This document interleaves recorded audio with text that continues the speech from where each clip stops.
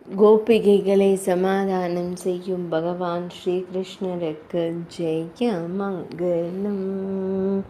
விழிநீர் சிந்தும் கோபிகையை பிரமோதன தானத்தில் கிராமத்தில் அழகிய நீலமணி வண்ணனுக்கு ஜெய மங்களம். கோபிகையின் விழிநீரை துடைத்து நின்றருளும் சின்ன கண்ணனுக்கு ஜெய மங்களம்.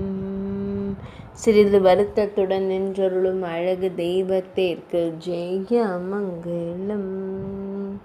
கோபிகைகளை கண்ணார காணும் கருவிழி அழகனுக்கு சுப மங்களம்.